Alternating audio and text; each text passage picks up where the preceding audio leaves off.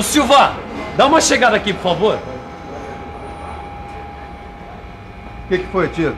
Esse torno aqui, ele tá fazendo um ruído super estranho. Tô quase apostando que é problema de lubrificação. Esquenta não. Aliás, isso me lembra uma ocasião em que me furou um pneu, rapaz. Tirei a roda. Quando eu mexi na panela do freio, estava pelando. Soltei a panela, era o rolamento. Pifou. Não havia sido lubrificado direito e estragou.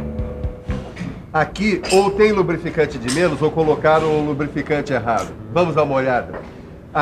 Isso é uma coisa que você tem que saber, e saber bem, Titão. Se você quiser saber também, preste atenção nessa teleaula de hoje, porque vai ser só sobre isso.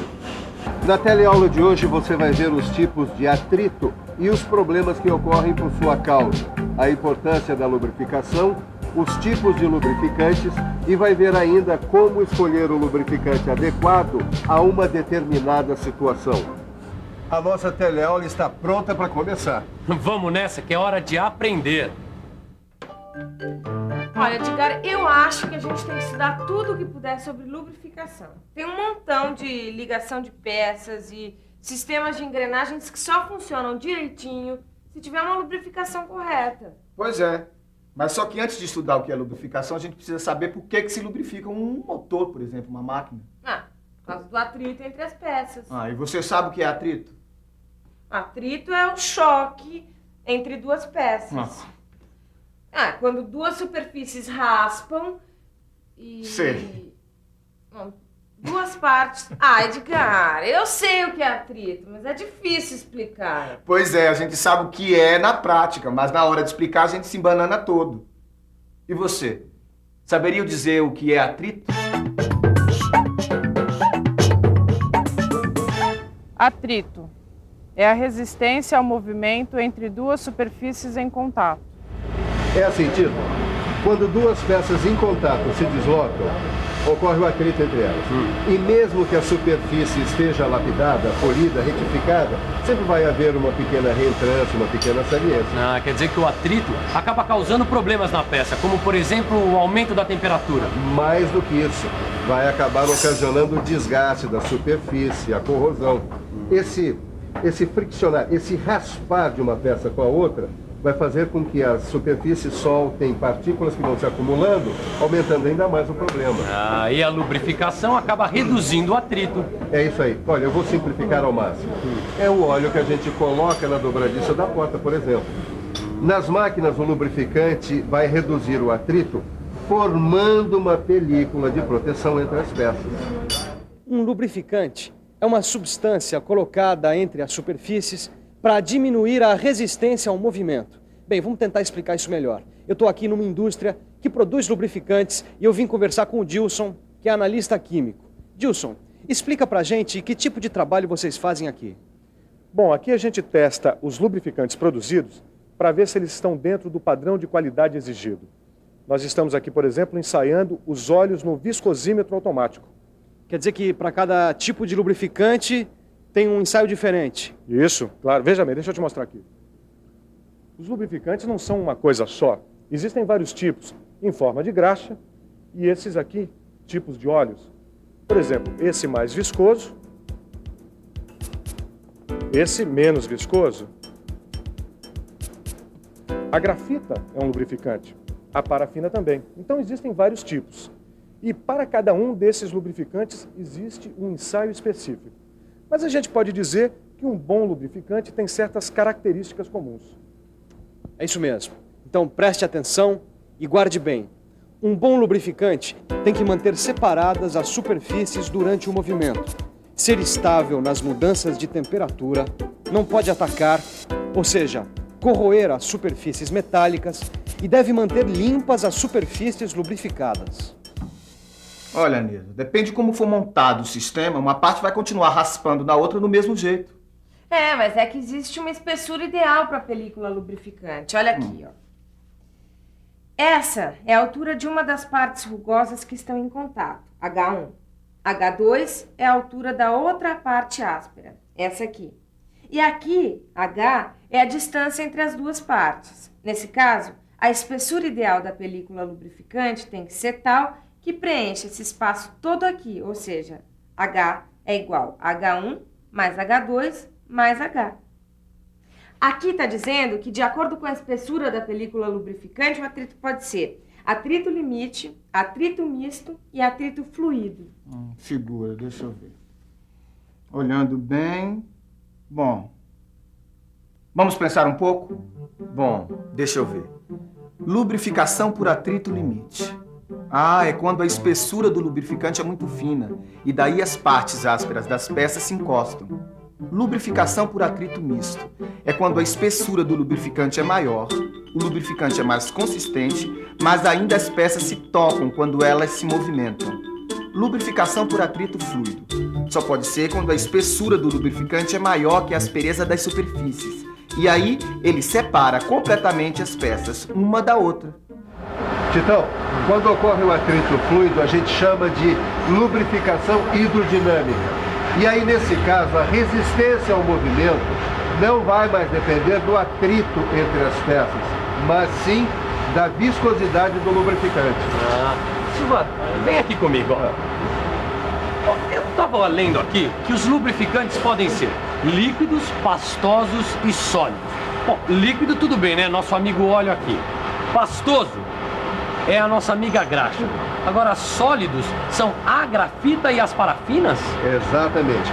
Os lubrificantes podem ser de origem orgânica, tirados dos vegetais, animais, ou de origem mineral, extraídos do petróleo. Olha, de máquina eu entendo um pouco. Para lubrificação das máquinas, a gente usa geralmente os óleos e as graxas lubrificantes. E ficou faltando dizer os outros lubrificantes. A mistura dos óleos minerais com os orgânicos, os óleos sintéticos, os lubrificantes à base de grafite. E Tito, presta atenção. Em certos casos, a gente pode lubrificar até com água.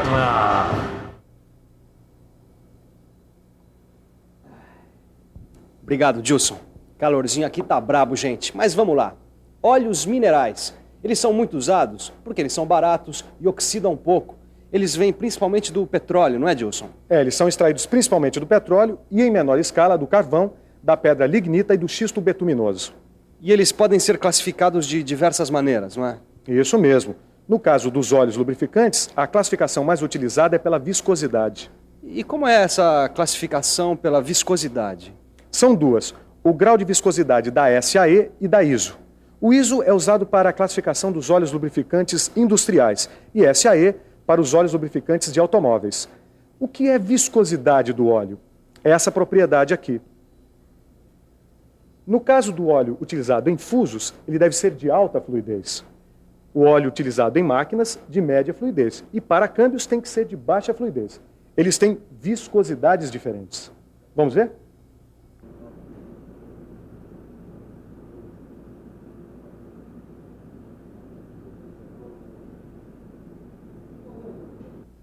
Gilson, mas tem também as graxas minerais, não é? É isso, só que no caso das graxas, a classificação é feita segundo sua consistência, nos moldes propostos pelo NLGI, Instituto Nacional de Graxas Lubrificantes dos Estados Unidos. Tito, olha aqui. As graxas lubrificantes, em comparação aos óleos minerais, têm maior consistência plástica, tá vendo? As graxas são produtos obtidos pela combinação de um líquido lubrificante e de um espessante. Bom, mas isso você já viu, não é? O que eu sei é que o líquido lubrificante geralmente é um óleo mineral. E o espessante são sabões metálicos à base de sódio, cálcio, bário, lítio e alumínio. Mas existem as graxas especiais que são feitas com outros tipos de óleo e de espessante. Agora, vai metendo a mão na graxa que ainda tem coisa para aprender, viu? Olha aqui, Edgar, óleo de oliva. Esse aqui também é um óleo orgânico. No caso, esse veio da azeitona, né? Esse aqui, como o óleo de rícino, sebo e outros óleos, eles são todos orgânicos, porque eles vêm de animais ou vegetais. Eles têm alta capacidade de lubrificação, sabia? Então vamos usar esse em algumas partes do nosso kart. A gente até pode, Ed. O problema é que eles envelhecem muito rápido, sabe? Eles ficam resinosos, espessos. E, além de tudo, eles são muito caros. Por isso, eles só são usados em ocasiões especiais. Então, guarda esse aí pra gente usar na salada, tá?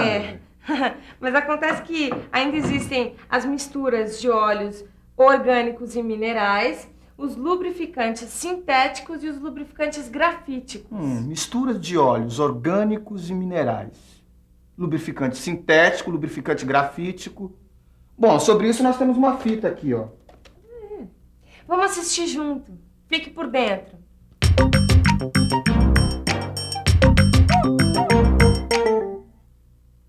As misturas de óleos minerais e orgânicos são usadas nos cilindros a vapor e nos eixos dos cilindros laminadores, porque elas facilmente se emulsionam na água. São usadas também quando é necessária uma elevada capacidade de lubrificação, como em redutores de velocidade compostos por parafusos com rosca sem fim e em engrenagens cônicas rebaixadas. Os lubrificantes sintéticos suportam as mais diversas condições de uso. São sintéticos porque resultam de síntese química. Os lubrificantes grafíticos são usados nas superfícies de deslizamento porque eles fazem com que elas fiquem mais absorventes, lisas e resistentes ao engripamento. O tempo de amaciamento é reduzido com o uso deste lubrificante. A grafita é também usada como ingrediente de óleo lubrificante ou graxa e na lubrificação a seco. Bom, Silva, a gente já viu um monte de coisa, mas eu queria saber, quando é que a gente usa um produto, quando é que a gente usa o outro? Por exemplo, quando é que a gente usa o óleo, quando é que a gente usa a graxa? Titão, a graxa é mais usada na lubrificação das partes da máquina que vão ficar expostas às substâncias do ar, a poeira, como por exemplo a escavadeira, ou quando vão ficar expostas ao aquecimento, como é o caso do laminador. Enfim, onde o uso do óleo não é eficaz. Não seria por causa da tendência que o óleo tem em escorrer?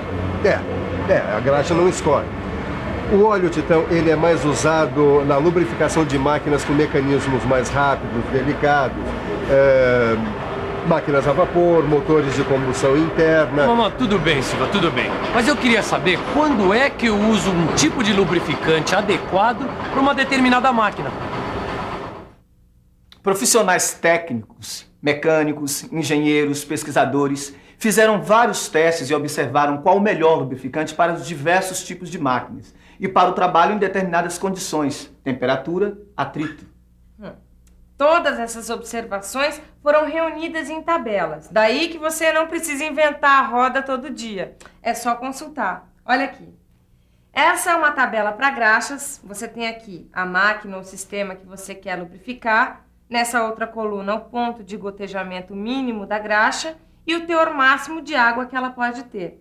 No caso aqui de Mancais a quente, a graxa deve ter o ponto de gotejamento acima de 120 graus centígrados, teor de água abaixo de 1%. Você faz a mesma coisa com relação aos óleos, ó. Olha aqui, ó.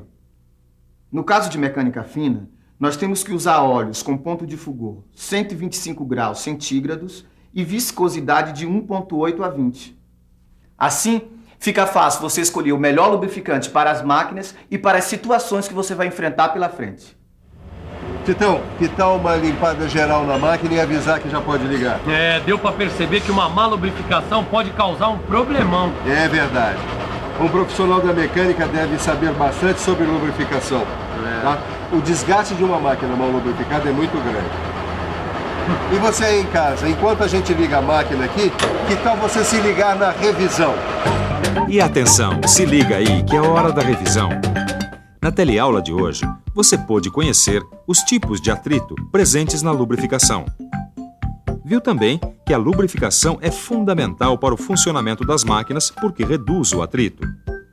Você também ficou sabendo que os lubrificantes podem ser líquidos, pastosos ou sólidos e podem ser de origem orgânica ou mineral. Que os óleos minerais são basicamente extraídos do petróleo e que sua viscosidade varia de acordo com o que vai ser lubrificado. Viu ainda que existem os óleos orgânicos que são bons, mas muito caros, e que envelhecem rapidamente. Que existem as misturas de óleos minerais e orgânicos e que existem os lubrificantes sintéticos e grafíticos. Finalmente, viu que para escolher um lubrificante é preciso levar em conta suas características e aprendeu como consultar as tabelas de graxas e óleos.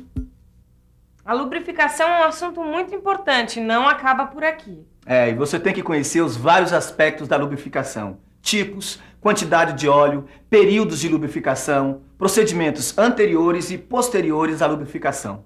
Por isso é que esse assunto vai continuar nas próximas teleaulas. Até lá. Tchau. Tchau.